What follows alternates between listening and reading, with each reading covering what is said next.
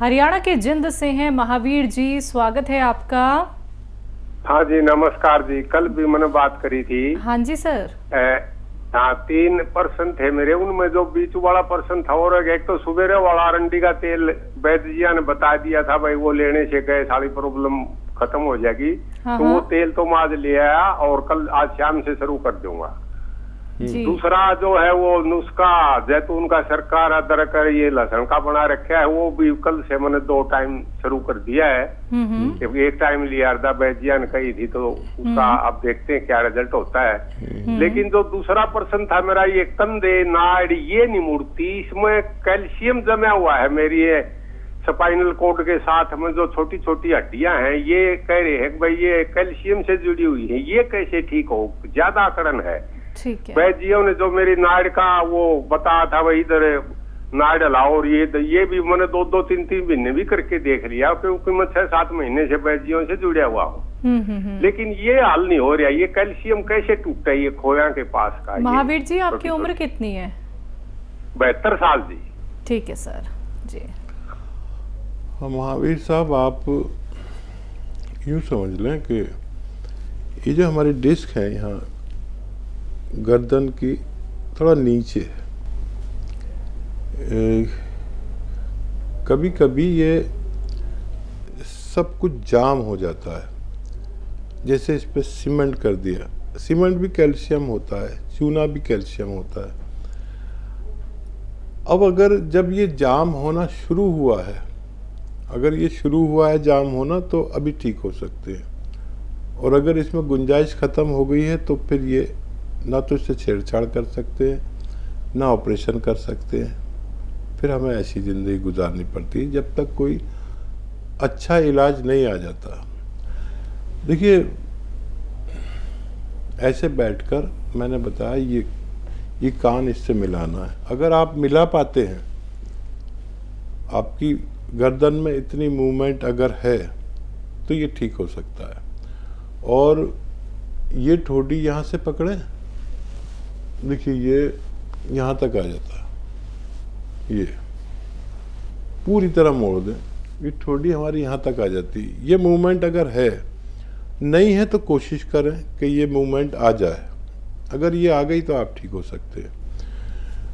और एक ये भी है कि हम ऐसे सीधे लेट जाएं बेड पर और गर्दन नीचे लटका लें ऐसे, और बाकी शरीर सीधा रहे, और 5-5 मिनट 5 बार कम से कम लेटें। इससे भी यहाँ मूवमेंट आती है। तो ये कोशिश करें और कई महीने तक करें। थोड़ा थोड़ा भी मूवमेंट आएगा तो आपको बहुत फ़ायदा होगा, और मूवमेंट की गुंजाइश होगी तो ज़रूर आएगा। और ये सब कुछ मेरा भी यहाँ टाइट होने लगा था, लेकिन मैंने वक्त पे एक्सरसाइज करके इसको अच्छा कर लिया। और जो लोग बिल्कुल किसी की बात नहीं मानते, एक्सरसाइज कहो एक्सरसाइज नहीं करते, और फिजियोथेरेपिस्ट से भी आप मिल सकते हैं, वो बताएगा कि इसमें क्या हो सकता है। बाकी सब दवाओं में आपको फ़ायदा मुमकिन है, इसमें आप खुद फैसला करेंगे कि इसमें फ़ायदा मुमकिन है कि नहीं है। जी। मुजफ्फरनगर से हैं अनीता जी, स्वागत है आपका। मैम नमस्ते। जी नमस्कार। सर जी नमस्ते। स्वागत है आपका, जय हिंद। जी सर, मैंने आपसे पहले बात की थी अपने पति के लिए, जिन्हें वो सुस्ती और चक्कर आते थे। जी तो आपने एक्सरसाइज और गोंद मोरिंगा जैतून का नमक बताया था। तो सर कुछ तो आराम है सर, उन्हें कमजोरी बहुत है, बहुत ज्यादा कमजोरी, और चल नहीं पाते। ये कमजोरी दूर करने की दवाई बता दिए सर। उम्र कितनी है उनकी मैम? 69। ठीक है जी। ठीक है। हाँ, देखिए बहुत मेहनत कर रही हैं आप अपनी पति के लिए, और कामयाबी भी मिलनी शुरू हो गई आपको। देखिए एक्सरसाइज तो कराते ही रहना, 3-3 मिनट एक्सरसाइज तो कराते ही रहना, और ऐसे लिटाना भी, ऐसे सीधा बेड पर और गर्दन नीचे लटका लें, ऐसा 5-5 मिनट। और वो 2 एक्सरसाइज जो बताता हूँ वो 3-3 मिनट, या इससे भी ज़्यादा कर सकते हैं। फ़ायदा शुरू हो गया है, कमज़ोरी भी दूर हो सकती है। मैं कोई नुस्खा न बताकर आपको माजून अखरोट प्राश 1 चम्मच खिलाएं रोज़ाना, और पानी या दूध से खा सकते हैं। दूध चलता हो तो दूध, नहीं तो पानी से। और थोड़ा थोड़ा आप उनको साथ में टहला करिए, उनके अंदर हौसला पैदा कर दीजिए और उनको फ़ायदा होना मुमकिन है। अगले कॉलर है मेरठ से हमारे साथ, स्वागत है आपका। हाँ जी, नमस्कार। नमस्कार सर, आपका नाम? जय हिंद। जी, मैं बलवंत सिंह नेगी बोल रहा हूँ और मेरी 62 एज मैं कंप्लीट कर चुका हूँ। जी सर। और हकीम साहब को जय हिंद। जय हिंद, स्वागत बहुत बहुत आपका जनाब। अच्छा हकीम साहब, मेरी वाइफ को भी थोड़ा राइट हाथ में दर्द रहता है, उसको वो शुगर की पेशेंट भी है वो। तो आपकी हम गोंद सिया और नमक जैतून और ये जैतून का सिरका ले रहे हैं पिछले 2 महीने से। तो उनको 50% तो आराम है। और जो आप एक्सरसाइज बताते हो वो भी करती हैं वो। तो पहले तो जैसे आप बताते हैं, हम सुनते हैं आपको कि शुरू में तो उनको दर्द ज्यादा हुआ था, लेकिन अब थोड़ा 50% रिलीफ हो रहा है। बहुत बहुत भगवान का बड़ा शुक्र। अच्छा, मेरे जरा 1-2 सवाल और थे। जी जी जी। मेरे को पिछले साल में मई में कोरोना हो गया था, 2nd लहर में। तो उसके बाद से थोड़ा मेरे शरीर में काफी प्रॉब्लम्स हो गई। जैसे मैंने अपने टेस्ट कराए तो एक तो मेरे को क्रेटिनाइन लेवल बढ़ गया था, मेरा 1.8 हो गया था, यूरिक एसिड हो गया था, थायराइड हो गया था और बीपी हो गया था। उसके बाद में उन्होंने कहा कि प्रोस्टेट भी है। तो ये 4-5 चीजें एकदम से मतलब शरीर में वो हो गई मतलब। तो मैं पिछले 1 साल से ट्रीटमेंट तो ले रहा हूँ। मैं एलोपैथिक ट्रीटमेंट कम लेता हूँ और आयुर्वेदिक ज्यादा ले रहा हूँ।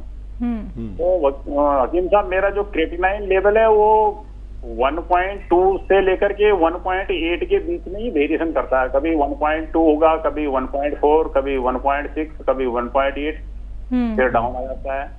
बीपी तो मेरा तकरीबन अब नॉर्मल है, 80 से नीचे रहता है लो वाला, और हाई वाला जो है तकरीबन 135-30 के अंदर रहता है। यूरिक एसिड भी मेरा थोड़ा बढ़ता है, मतलब 8 पॉइंट कुछ या कुछ ऐसा रहता है। प्रोस्टेट और बाकी तो मुझे लग रहा है कि मैं अपने शरीर पे समझता हूँ कि मैं स्वस्थ हूँ, लेकिन टेस्टों में जो है रिपोर्ट सही नहीं आती। ठीक है। तो मैं आपका जो ये नुस्खा आप बताते हो, मतलब कि नमक जैतून और अलसी का पाउडर, ये भी मैं ले रहा हूँ पिछले 2 महीने से, जो मैं आपको टीवी पे सुनता हूँ। तो क्या मैं ये जो आप 6 चीजों का बताते हो उसमें अलसी का भी मिला करके उसको लेने से क्या मेरे शरीर में शुद्धिकरण हो जाएगी पूरी, या आप मुझे कुछ एडवाइस करेंगे कि मैं क्या करूं? बड़ी मेहरबानी होगी आपकी। जी हाँ, देखिए बहुत ही अच्छी तरह आपने बात कही अपनी। अभी आप देख रहे थे एक साहब, जैसे मैं कई चैनल्स पर आता हूँ तो वो चैनल कोई देख रहे थे, बात कर रहे थे लाइव, तो शायद ये प्रॉब्लम थी। अब हम समझ पाए उनकी बात को। वो बहुत सीधे इंसान थे, भगवान उनको भी खुश रखे और आपको भी, क्योंकि भगवान का आप पे बहुत बड़ा करम कि कोरोना जैसी बीमारी से आपको बचा लिया। वाकई वो शक्तिमान है।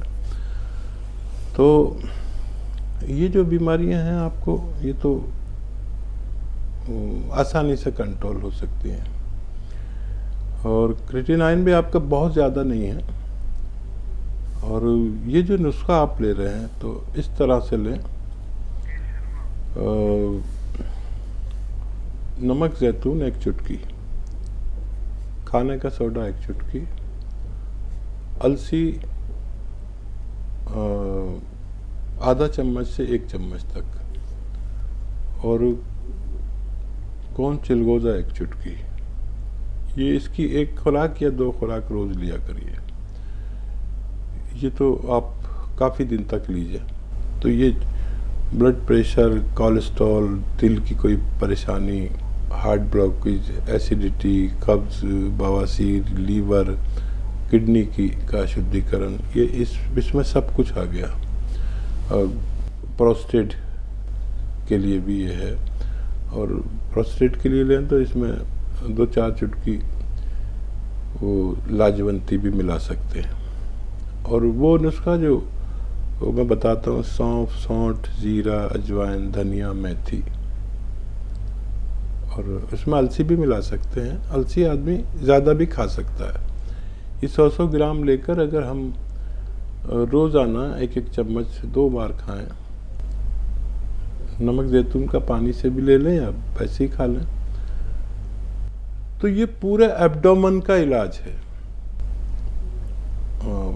कहीं वर्म हो, कहीं बवासीर हो, कहीं आंतों में प्रॉब्लम हो, कहीं मैदे में प्रॉब्लम हो, और खून साफ नहीं होता हो, और लैट्रिन सही नहीं आती हो, बवासीर हो, और लीवर के लिए भी है, तो स्किन के लिए भी अच्छा नुस्खा है ज़्यादातर चीज़ें घर की।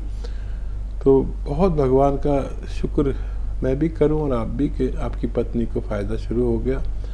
सब भरोसा ज़रूरी भगवान पर, और ज़रूरी हो तो हम पर भी कर लें, और अमल ज़रूरी। अमल वो है जो दवा है, जैसे एक्सरसाइज है, आपने कोशिश की तो भगवान ने आपको फ़ायदा देना शुरू कर दिया। बस अब मैं चाहूँगा कि जैसे आपकी पत्नी को फ़ायदा हो रहा है, आपको भी भगवान फ़ायदा दे दे। जी। हिमाचल से हैं राकेश शर्मा जी, स्वागत है आपका। राकेश जी लाइन पे हैं आप? सर आप लाइन पे हैं?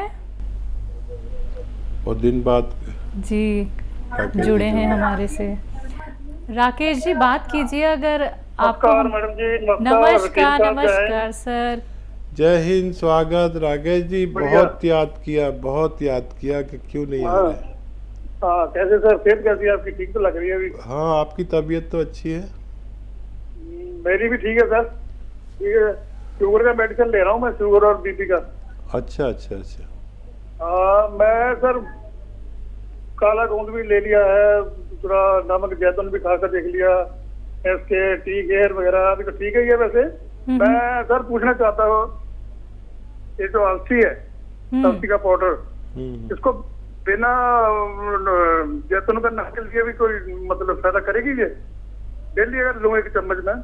ज़रूरी है कि आप कहीं बिजी हो गए होंगे और आपको कोरोना जैसी बीमारी से भी भगवान ने बचाया, और मेरी दुआ है कि आप स्वस्थ रहा करें। और अलसी को बग़ैर नमक जैतून के भी इस्तेमाल ज़रूर किया जा सकता है, और ज़रूर आपको फ़ायदा इससे पहुंचेगा। आप अपना बहुत ख्याल रखा करें। फ़ोन कॉल मिले ना मिले, बात हो ना हो, लेकिन कभी कभी अपनी खैरियत ज़रूर दिया करिए। आपका नाम और ख़ास तौर पर आपकी आवाज़ वो एक अदाकार से मिलती है जो टीवी पे प्रोग्राम देते हैं ना। मैं हमेशा कहता हूँ आज सुनील शर्मा, क्या कपिल शर्मा से आपकी आवाज़ बहुत मिलती है। पता नहीं, आपकी आवाज़ आते ही मैं समझता हूँ कपिल शर्मा का फ़ोन है। कभी तो मुझे धोखा होता है कि आप अपना नाम और आवाज़ बदल के तो बात करने की कोशिश नहीं करते। तो बिल्कुल वैसी आवाज़ है आपकी मेरी नज़र में।